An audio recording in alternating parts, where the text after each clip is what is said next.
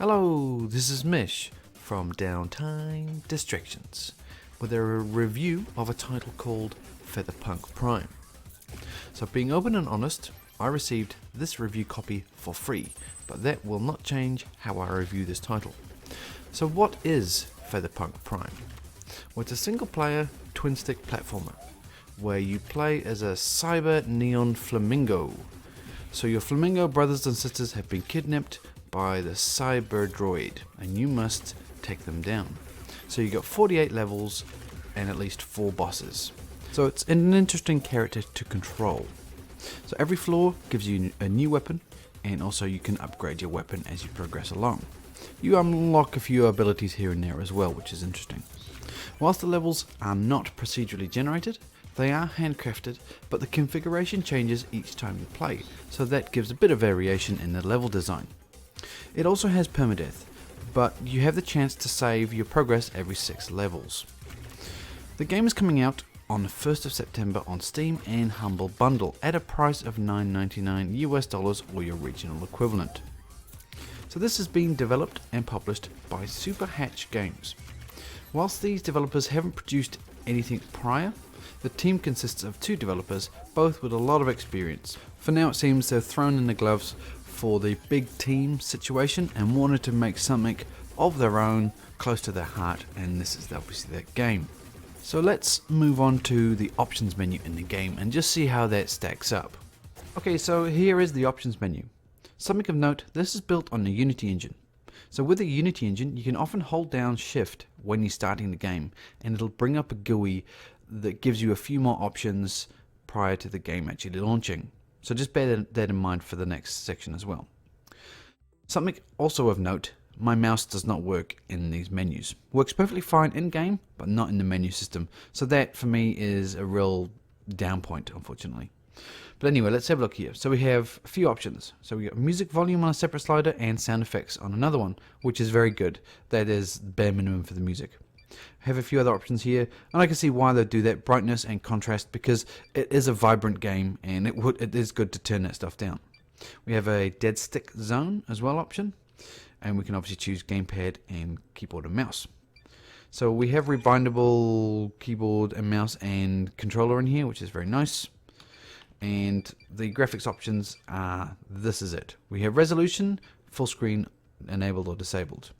So as I mentioned, we have the prior, because it's Unity, you can load up that GUI before the things start, and in there you can actually choose which monitor you want to play on.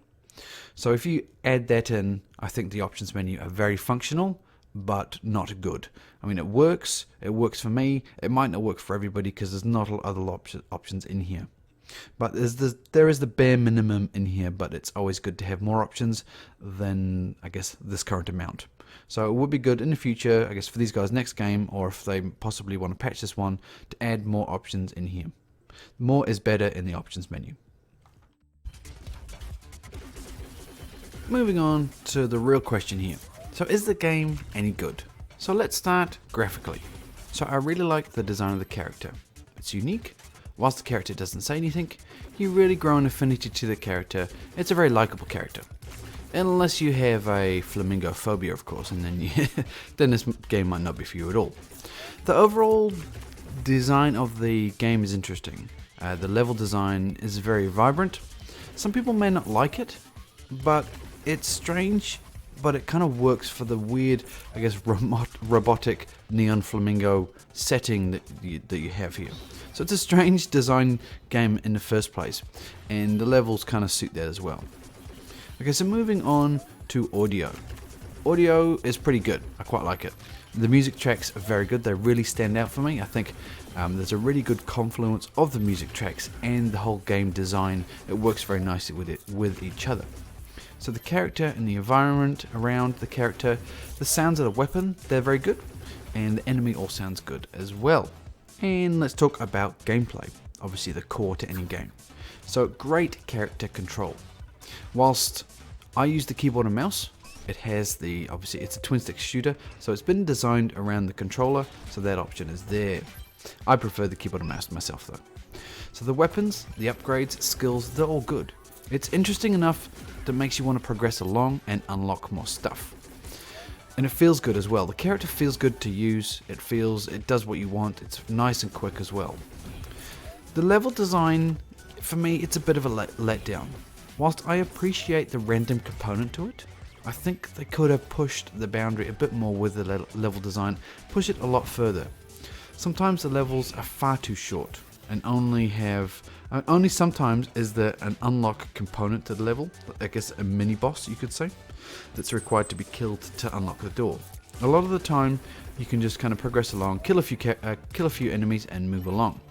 I mean, you could even try to avoid all the enemies if you want and just go straight to the end point, but that's probably not going to end well because you need to get the tech cells to unlock the progress of your, I guess, weapons and abilities. But yeah, the level design for me, I think they could have pushed it a lot further. So the two boss fights that I fought, they had a really good boss fight mechanic. Both of them very different, good fight, nice and challenging as well. So the game difficulty overall is a good level of difficulty. The design of only being able to save every 6 levels. Whilst I don't mind it, I could see how this would really annoy people and can be frustrating. So you get to that 5th and 6th level, you die, you go back to the start. So you can save on level 6, level 12, level 18, 24, so on and so forth. So the overall game package here. So you're paying $9.99 US. The game has a lot of replayability, and sometimes that is actually required also. So you need to replay a certain few levels to gain more tech cells to unlock more upgrades to help with the boss. The game has a lot of replayability around that, and the game has a very satisfying combat system. I like the character and the combat feels good as well. So I sunk 5 to 6 hours in this game, but I repeated the first few levels quite a few times after a few updates. But I can easily see this taking 5 to 6 hours to complete fully through at a normal pace. I think you could rush it a lot faster, but I would say that's going to take out a lot of fun if you just rushing through the levels and not actually fighting the enemies, because the enemies are quite unique and interesting as well. With a unique and vibrant design, if you're after a platformer with a good level of difficulty, great soundtrack, on top of a satisfying combat system, this could be something to pick up. So it's a good little game from these developers. They're definitely a team to watch in the future, I believe. So I'll wrap things up here. I hope this has been informative for you guys. I hope you've gained some information out of this. I hope I've given you the information you need to know to purchase or not. Please thumb up the video if you enjoyed the video. Obviously thumb down if you didn't. Leave me some comments below and subscribe for future updates from myself.